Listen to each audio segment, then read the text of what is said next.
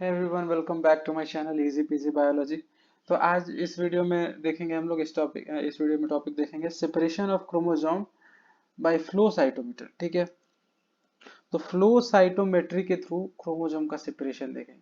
ठीक है, तो फ्लो साइटोमीटर एक डिवाइस है, लैब इक्विपमेंट है, जिसके थ्रू हम लोग किसी भी सब्सटेंस का एनालिसिस करते हैं, उसका साइज वगैरह या फिर वो कितना कॉम्प्लेक्स है। तो सब्सटेंस हम लोग किस चीज़ का नॉर्मली सेल का ही करते हैं। ठीक है, तो किसी भी सेल के साइज का एनालिसिस, ठीक है, उसके कॉम्प्लेक्सिटी का एनालिसिस, फिर उसमें चेंजेस होते रहते हैं अलग अलग स्टेजेस में, तो वो भी हम लोग एनालाइज कर पाते हैं। ठीक है, फिजिकल एनालिसिस करते हैं बेसिकली लाइट की हेल्प से। देखेंगे इसका प्रिंसिपल कैसे काम करता है। तो इसी में सेल के अंदर डीएनए है। ठीक है, डीएनए है, क्रोमोसोम बनाया है। ठीक है, तो क्रोमोसोम्स का भी हम लोग एनालिसिस कर सकते हैं इससे। इसके लिए पहले हम लोग को क्रोमोसोम को आइसोलेट करना होता है। तो फ्लो साइटोमीटर कैसे काम करता है, इसका प्रिंसिपल्स क्या है, और इससे क्रोमोसोम का सेपरेशन हम लोग कैसे कर सकते हैं, इसी के बारे में हम लोग को पढ़ना है और एक्सप्लेन करना है। ठीक है, तो देखिए, flow cytometry is a powerful technique that allows for the analysis and sorting of individual cells। तो देखिए, इंडिविजुअल सेल्स, अलग अलग सेल्स को सॉर्ट करना कि हाँ ये इस तरीके का सेल है। मान लिया सेल का मिक्सचर है, उसमें हमको सॉर्ट करना है कि कितने तरीके का सेल है।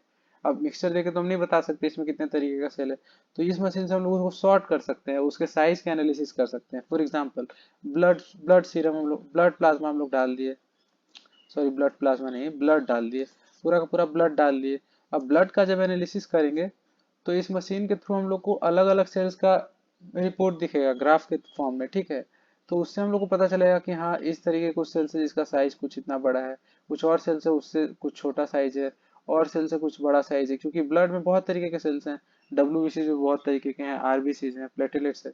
और फिर इससे हम लोग को ये भी पता चल रहा है कि सेल कितना कॉम्प्लेक्स है, मतलब सेल के अंदर कितना ग्रेन्यूल्स है, कितना मतलब कि एकदम सिंपल ऑर्गेनाइजेशन वाला सेल है या फिर कॉम्प्लेक्स एकदम ग्रेनुलेटेड है।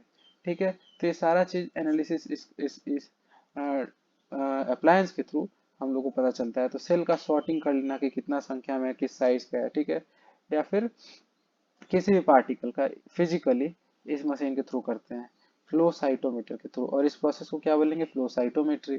ठीक है, या fluorescent properties, physical and fluorescent properties से हम लोग इसको यूज करते हैं लाइट की हेल्प से। ठीक है, अब देखिए, while flow cytometry is commonly use for sale analysis, ऐसे कॉमनली सेल एनालिसिस के लिए यूज करते हैं फ्लो साइटोमेट्री को।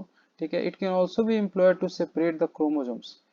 ठीक है, फॉर स्पेसिफिक एप्लीकेशंस। तो ऐसे तो नॉर्मली सेल सॉर्टिंग के लिए यूज करते हैं इसको, लेकिन क्रोमोसोम्स के लिए भी हम लोग यूज कर सकते हैं, क्रोमोसोम को सेपरेट करने के लिए और उसको आइडेंटिफाई करने के लिए।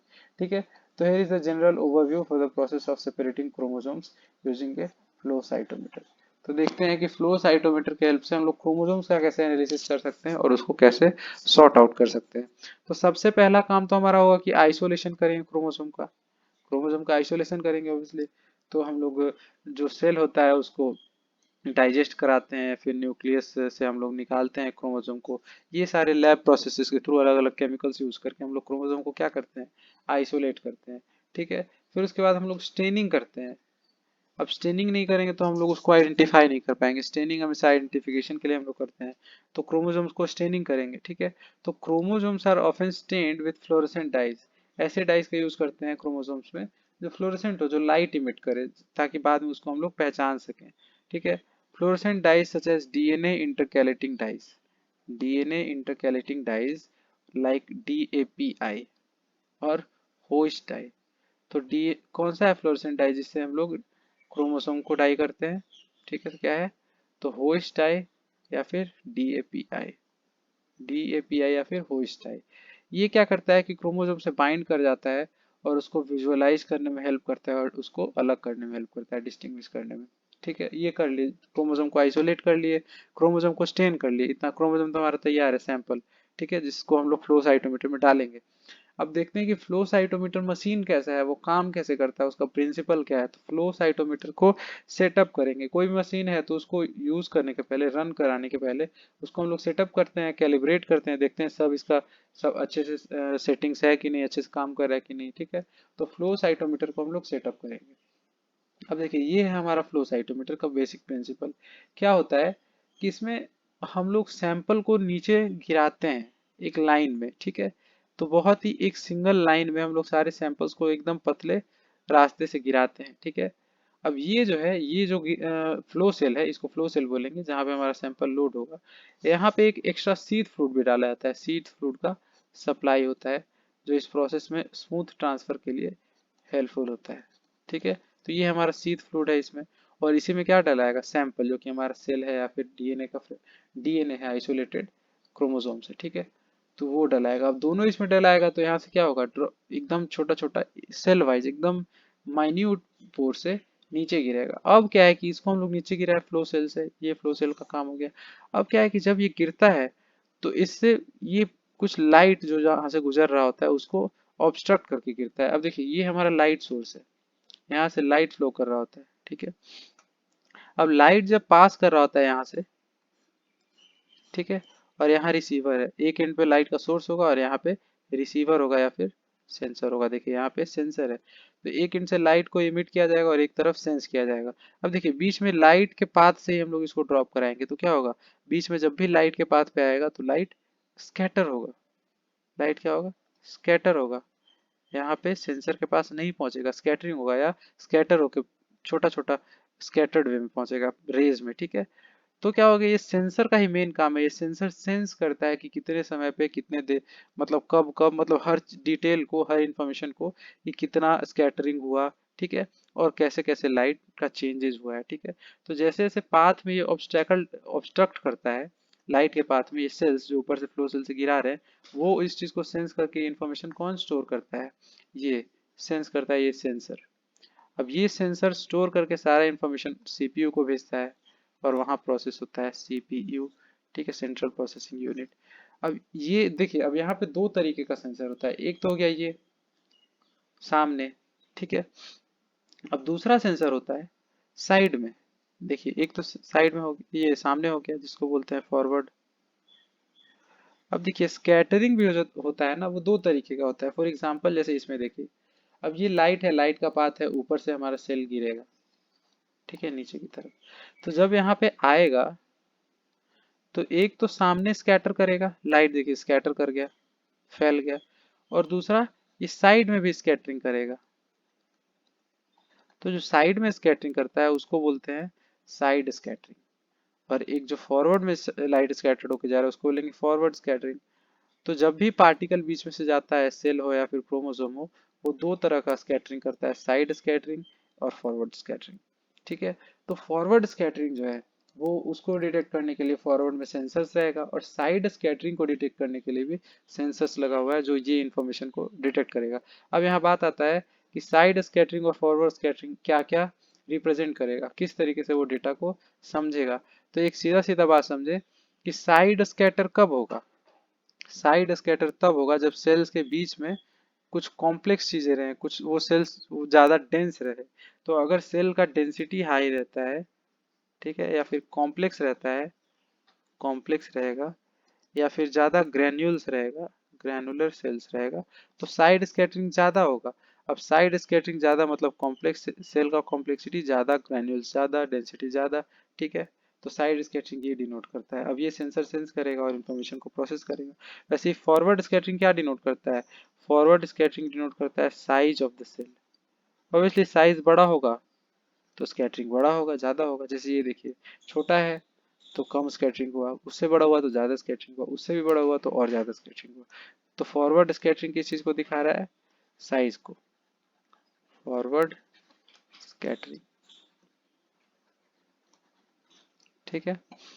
ये देखिए साइड स्कैटरिंग, जितना कॉम्प्लेक्स होगा बीच में जो कॉम्प्लेक्सिटी होगा, ग्रेन्यूल्स होगा, वो लाइट को स्कैटर करेगा, और साइड स्कैटर ज्यादा से ज्यादा होगा। तो साइड स्कैटरिंग क्या दिखाता है, कॉम्प्लेक्सिटी ऑफ सेल। लेकिन यहाँ पे हम लोग डीएनए का बात कर रहे हैं, यहाँ पे हम लोग अपना क्रोमोसोम का एनालिसिस करेंगे, ठीक है। तो ये साइड स्कैटरिंग और फॉरवर्ड स्कैटरिंग होता है। अब देखिए यहाँ पे जैसे दिखाया है कि फॉरवर्ड में सेंसर लगा हुआ है, वैसे ही साइड में जो स्कैटर्ड लाइट होगा वैसे ही चारों तरफ से सेंसर्स लगा होता है। देखिए यहाँ, यहाँ ये रिफ्लेक्टर लगा हुआ है, ठीक है, ये रिफ्लेक्टर है। अब ये रिफ्लेक्टर जो है रिफ्लेक्टर यहाँ से लाइट रिफ्लेक्ट करके यहाँ ये सेंसर्स को भेज रहा है, ये भी सेंसर है, ये भी सेंसर, ये भी सेंसर, ये भी सेंसर है, साइड में सेंसर है। तो हर जगह से बेसिकली लाइट का जो स्कैटरिंग हो रहा है उसके लिए सेंस करने के लिए सेंसर्स लगा हुआ है। देखिए ये फॉरवर्ड सेंसर है, ये यहाँ से लाइट का साइड स्कैटरिंग हुआ, वो रिफ्लेक्टर उसको रिफ्लेक्ट करके ये दूसरे सेंसर में भेजा। तो हर स्कैटरिंग जो इन्फॉर्मेशन स्कैटर्ड लाइट है वो किसी ना किसी सेंसर के पास पहुंचता है और उस लाइट को सेंस करके प्रोसेस करता है। ठीक है, अब इस तरीके से काम करता है ये साइटोमीटर। तो वैसे ही हमारा यहाँ पे क्या ड्रॉप कराया जाएगा फ्लो सेल से, हमारा क्रोमोसोम होगा और उसको स्कैटर्ड इंफॉर्मेशन को ये सेंसर सेंस करेगा। तो इसी तरीके से फ्लो साइटोमीटर काम करता है। ठीक है, अब देखिए आगे चौथा स्टेप है कि तीसरा हम लोग क्या किए कि सेटअप किए फ्लो साइटोमीटर को। अब चौथा देखिए क्रोमोसोम सॉर्टिंग। तो सेटअप में ही हम लोग उसका प्रिंसिपल समझ लिए, अब सॉर्टिंग देखिए करेंगे। तो once the flow cytometer is properly configured, हम उसको अच्छे से कॉन्फ़िगर कर लिए, उसको देख लिए, sample containing the stained chromosome.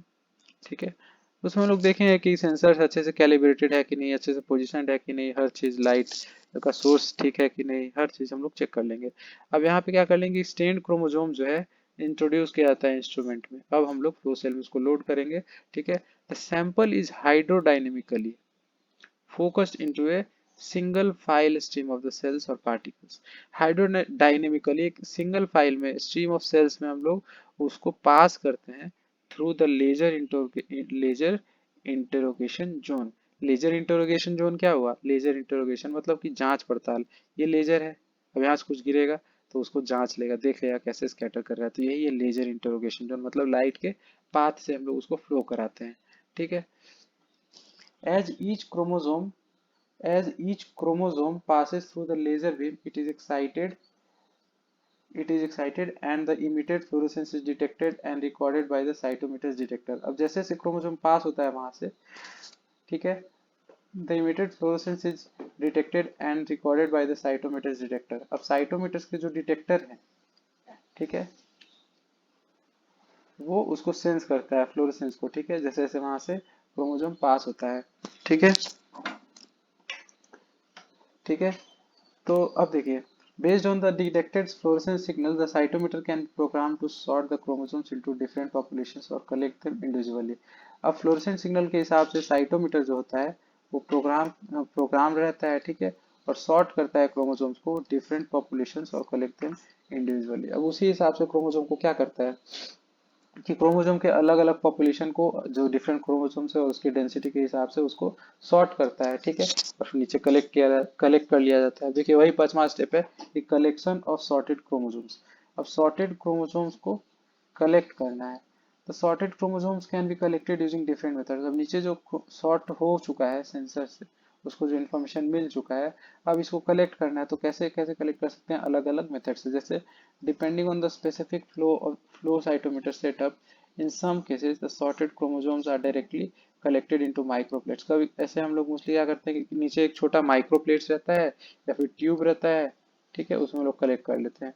Alternatively the sorted chromosomes can be deposited on to glass slides, या फिर ग्लास स्लाइड्स पे हम लोग उसको कलेक्ट कर लेते हैं, या फिर कुछ अलग सॉलिड सपोर्ट पे, ताकि उसको बाद में हम लोग एनालाइज कर सकें। ठीक है, तो इसी तरीके से होता है जो फ्लो साइटोमेट्री काम करता है। और यहाँ पे हम लोग डीएनए को, जो कि क्रोमोसोम को, हम लोग उसका सॉर्टिंग कर रहे हैं, उसको एनालाइज कर रहे हैं। देखिए it is important to note that the successful separation of chromosomes using flow cytometry on the proper staining and detection the chromosomes. देखिए अब बहुत सारी चीज़ पे ये डिपेंड करता है कि जो हमारा प्रोसेस हुआ फ्लो साइटोमेट्री का वो प्रॉपरली हो। फॉर एग्जांपल कि प्रॉपर स्टेनिंग हुआ, उसमें दिक्कत ना हुआ हो, डिटेक्शन अच्छे से हुआ हो क्रोमोसोम का। ठीक है, जो फ्लो साइटोमीटर का सेटिंग्स था, कैलिब्रेशन था, वो अच्छे से कैलिब्रेटेड हो, उसका ऑप्टिमाइजेशन अच्छे से था। The technique can be challenging and may require expertise in flow cytometry and chromosome biology to achieve reliable and accurate result। अब उसको मान लिया कि एक तो साइटोमीटर को अच्छे से ऑपरेट करना आना चाहिए, एक्सपर्टाइज होना चाहिए, और फिर क्रोमोसोम को एनालाइज करके उसके बारे में सॉर्ट करने में भी इंफॉर्मेशन होना चाहिए और अच्छे से आना चाहिए, ताकि हम लोग रिलायबल और एक्यूरेट रिजल्ट्स ला पाए। तो उसके बारे में भी एक्सपर्टीज होना चाहिए। तो यही था हमारा फ्लो साइटोमेट्री। आई होप कि आपको समझ में आएगा वो सारा चीज़। और ये कुछ इंपॉर्टेंट डायग्राम्स आपको बना के आना है। ठीक है, thank you for watching the video. बाकी किसी नेक्स्ट वीडियो में मिलते हैं। अगर आपको वीडियो हेल्पफुल लगा हो तो you can like the video और subscribe the channel. Bye bye.